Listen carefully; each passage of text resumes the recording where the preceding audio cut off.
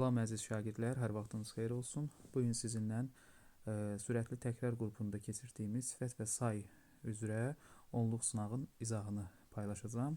Vaxt itirmədən sualın izahına nəzər salaq. İsimləşmiş düzəltmə sayının işləndiyi variantı müəyyən edin. Deməli, bizdə bu sualda tələb olunur ki, say işlənməlidir. Həmin say həm düzəltmə olmalıdır, həm də isimləşmiş olmalıdır. A variantında 11-ci mərtəbədən yerə bir daş atdım. Burada 11-ci ifadəsi say var, amma belə deyək də isimləşmə yoxdur. Çünki sayın isimləşməsi üçün bir özündən sonra gələn isim yoxa çıxmalıdır. Ümumiyyətlə isimləşmə hadisəsinin baş verməsi üçün və isimə aid hər hansı bir qrammatik göstəricisini qəbul etməlidir. Ya cəm şəkilçisi, ya hal şəkilçisi, ya da mənsubiyyət şəkilçisi. Burada heç biri olmadığına görə çıxırıq. Kitabların çoxu stolun üstündə idi, üzərində idi. Burada say işlənibmi?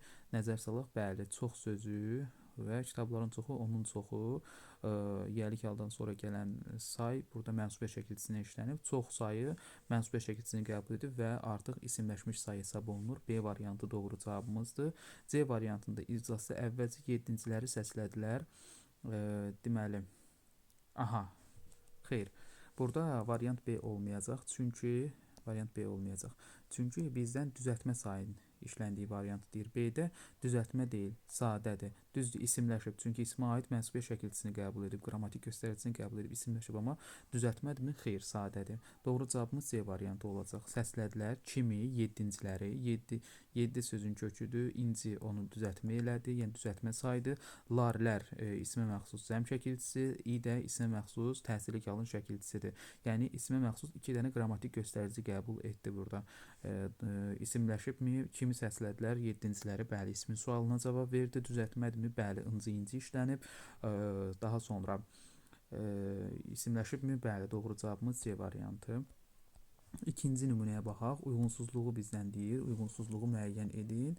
Quruluşa görə uyğunsuzluq. Soyuqqanlı insanlar hadisələrə obyektiv yanaşa bilmirdilər. Obyektiv sözü burada nə tərzdə yanaşa bilmir? Yanaşa bilmək ümumiyyətlə frazeoloji olet bilgi ilə birləşən feildir. Yanaşa bilmirdilər.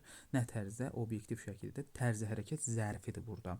Burada deməli obyektiv sözünü sifət götürməyəcəyik və soyuqqanlı insanlar özündən sonra isim gəldiyinə görə insan ismi soyuqqanlı olacaq sifət və quruluşda necə sifətdir? Soyuqqanlı, soyuq və qanlı sözlərinin birləşməsindən əmələ gəlib. Yəni iki sözün birləşməsindən əmələ gəldiyinə görə quruluşda mürəkkəb sifət hesab olunur. Doğrudur. Deməli bizdə uyğunsuzluğu istəyir. Bir uyğun fikirdir. 2. Xoşbəxt uşaqlar bünövrələrimizdir. Düzəltmə ifadə. Bu artıq yanlışdır, çünki xoşbəxt sözü bünövrələrimizdir, uşaq isimdir, xoşbəxt sifətdir, amma xoş və bəxt sözlərinin birləşməsindən əmələ gəlib. Yəni sifətdir, üzr istəyirəm, mürəkkəbdir. Burada olmalı idi mürəkkəb. Düzəltmə yazılıb, yanlışdır. 2. O bu işi sakit insanlarla görməyi xoşlayırdı. Sifət varmı burada? Bəli, sakit sözü sifətdir və quruluşda sadədir. Sadə sifət işləm, yəni bu uyğun fikirdir. 3-ü çıxırıq. Stolun üzərindəki qələmlər yazmırdı. Burada sifət nə görürük? Yazmırdı feilimiz, qələm ismimiz, stol ismimiz, üzərindəki. Biz burada dakıdakı ifadəsini görürük və bilirik ki, dakıdakı hər zaman sifət kimi götürülməlidir.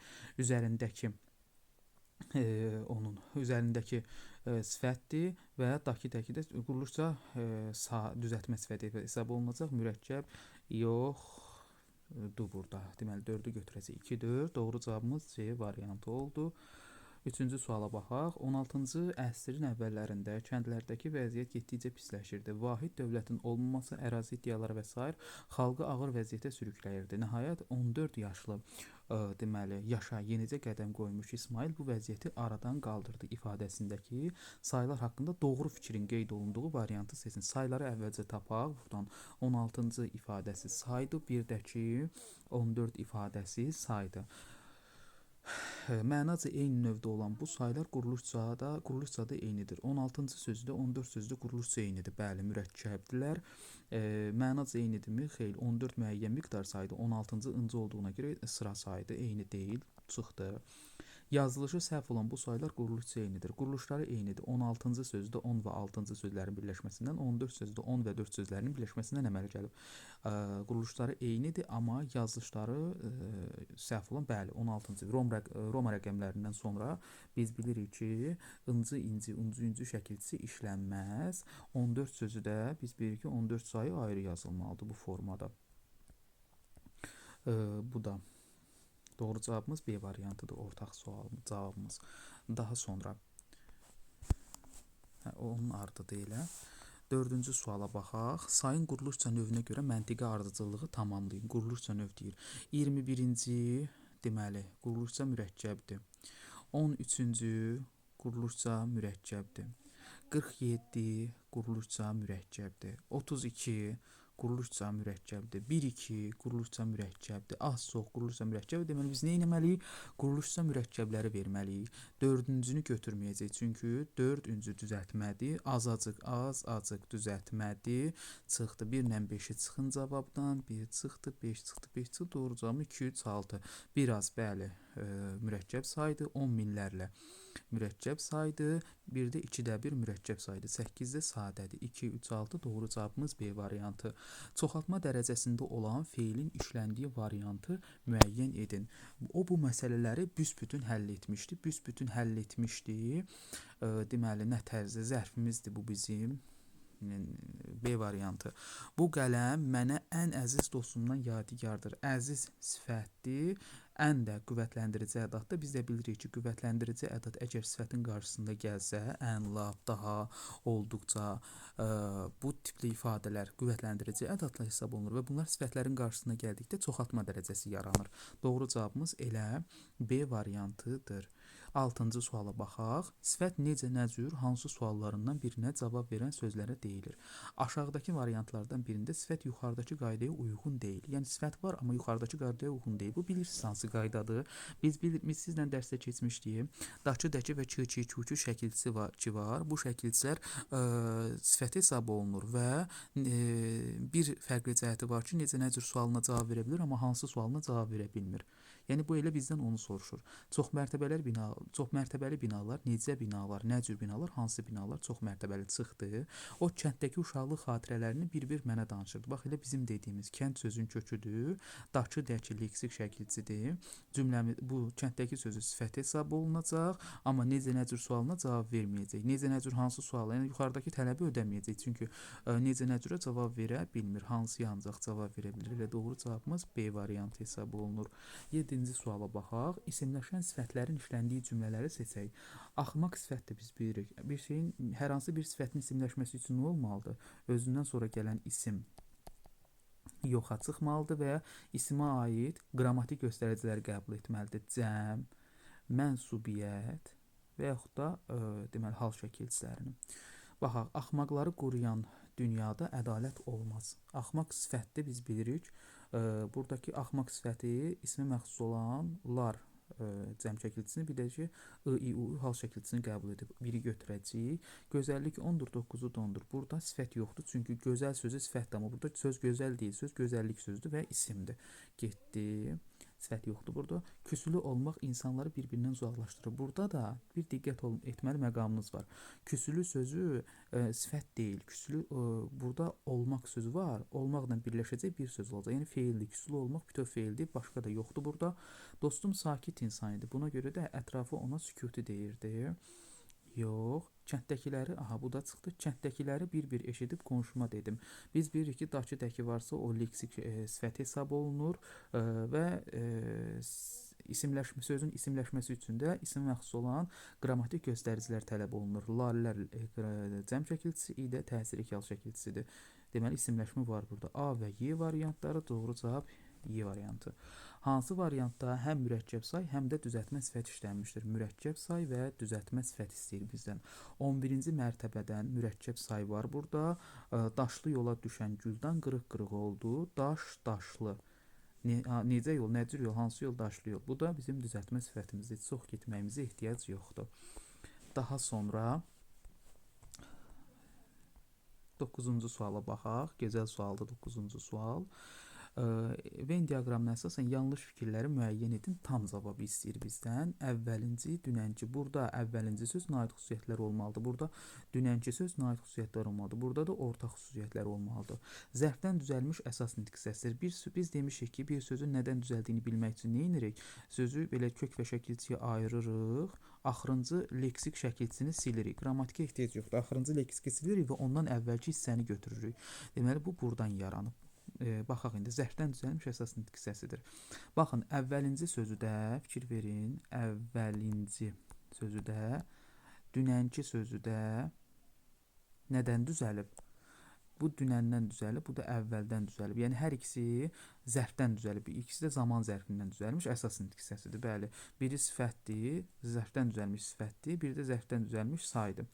Yəni bir burada yazılmamalıdır. Bir əslində burada yazılmalıdır. Ona görə yanlışdır. Biri səhv götürəcəyik. Kökləri və başlanğıc formaları müxtəlif suallara cavab verir. Baxaq. Əvvəl əvvəl sözü kökdür. Nə zaman sualına cavab verir? Başlanğıc formada əvvəlincidir. Hansı? Əvvəlinci, neçənci, əvvəlinci. Deməli, birincidə əvvəlinci sözündə kök və başlanğıc forma müxtəlif suallara cavab verir. Dünənki sözündə də dünən nə zaman sualına cavab verir? Dünənki hansı sualına cavab verir? Bəli, bu da ortaq olmalıdır. 1, 2, yəni yanlış hissələnib.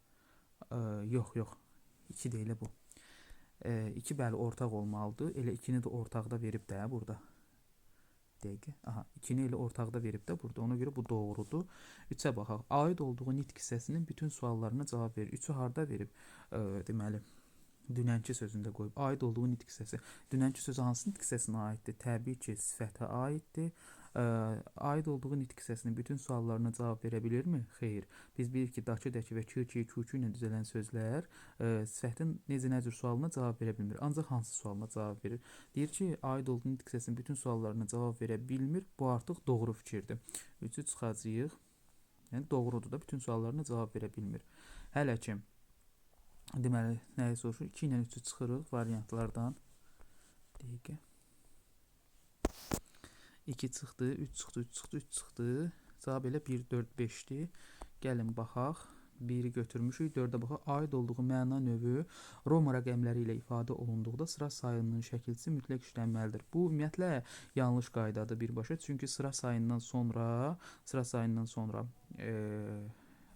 belə deyək də, daha doğrusu sıra sayı əgər Roma rəqəmi ilə ifadə olunubsa, ondan sonra şəkilçisinin işlənməyi artıq yersiz, doğru hesab olunur. Amma burada deyir ki, mütləq işlənməlidir. Bu yanlışdır. 1, 4. Hər ikisi əşyanı eyni cəhətdən izah edir. Bu fikir də yanlışdır. Çünki hər ikisi əşyanı eyni cəhətdən izah etmir. 5-i ortağı yazım, amma yanlışdır. Çünki əvvəlinci saydı, əşyanı sayı cəhətdən izah edir. Dünənki də sifətdə əşyanı əlamət və keyfiyyət cəhətdən izah edir. 1, 4, 5 yanlış cavabdır. Y variantı. 10-cu və sonuncu suala baxaq. Hansı variantda həm sifət, həm də say səhv yazılmışdır? Sifət də işlənsin, say da işlənsin, amma hər ikisi səhv yazılsın. Xoşbəxtlik bu dünyada insan üçün verilən ən gözəl nemətdir. Gözəl söz düzgün yazılıb, heç burada say yoxdur. Çıxdı. Xoşbəxt ömür insan üçün dünyanın 7-ci möcüzəsinə bərabərdir. Burada artıq yanlışdır. Xoşbəxt ömür sifətdir. 7-ci saydır. Xoşbəxt sözü xoşbəxt formasında yazılmalıdır. 7-ci də yazılmaz. Necə yazılar? 7-ci dı formasında yazılar. Qoşa dıdılar fərqlənmir. Ona görə B variantı yanlışdır. Belə əziz yoldaşlar.